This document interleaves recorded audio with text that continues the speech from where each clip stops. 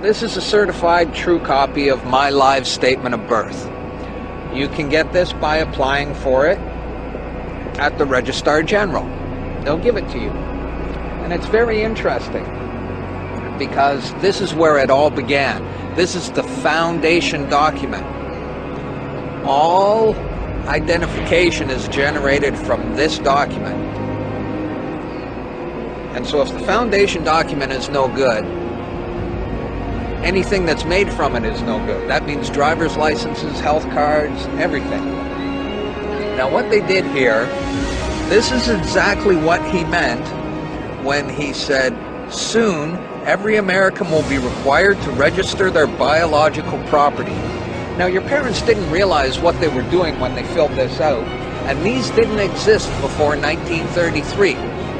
Birth records were recorded in scripture, and these only came into being in 1933 when they hatched this plan. They created a corporate fiction with a name just like yours.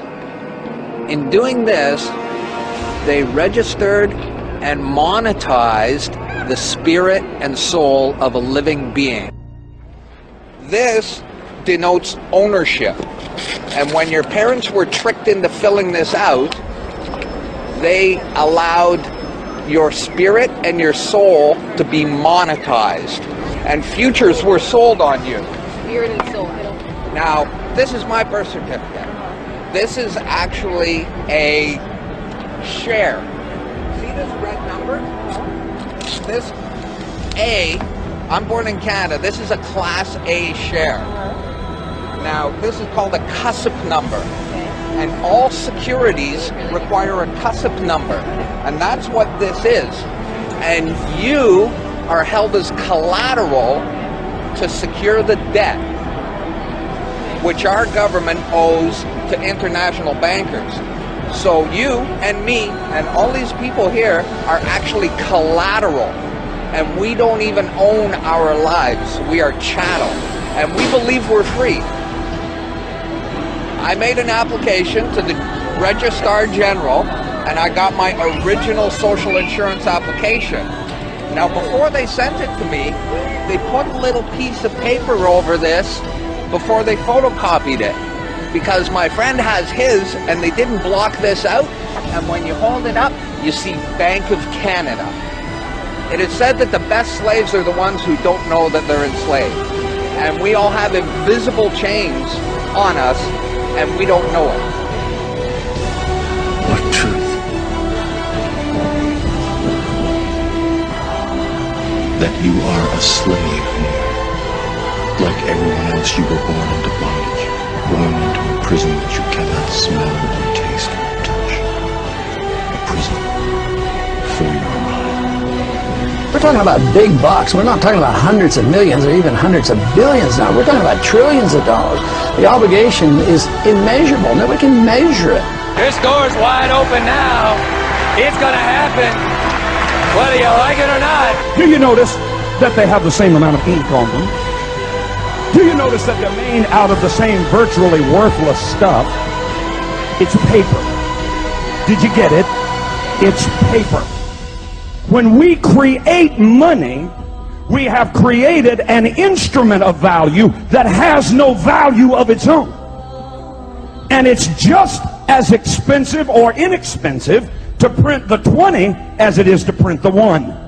In January of 1913, in December of 1913, he signed the Federal Reserve Act, bringing the Federal Reserve System into place in America, and did what Thomas Jefferson said must never happen. He took the control of the money away from the people by taking it away from the Congress and gave it to a group of private individuals who have to pay taxes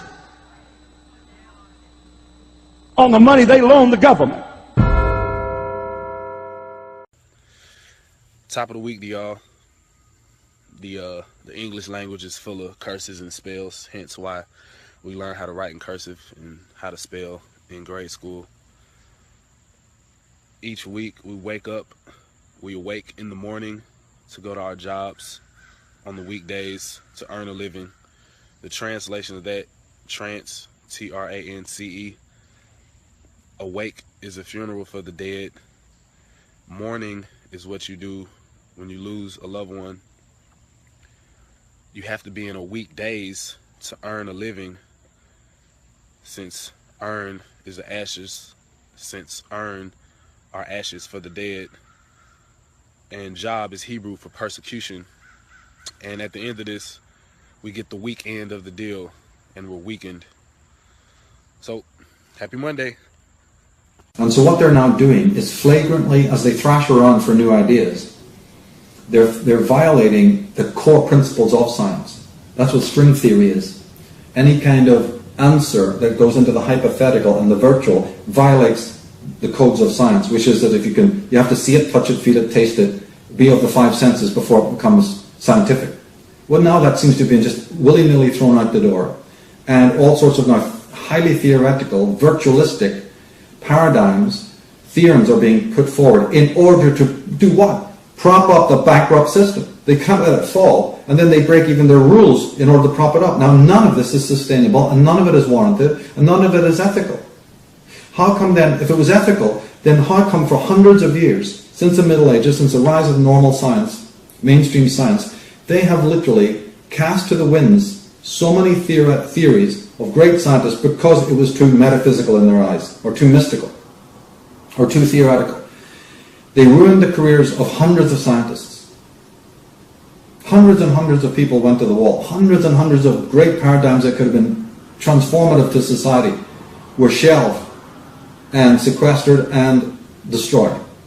And now the same culprits who are responsible, right, the same scientists from this homogenistic world, from that orthodox science world, have the gall to turn around as if none of that ever mattered or happened, and utterly try to change the platform upon which science is predicated, just because they know that they have run themselves bankrupt. Can you think of anything more criminal than that?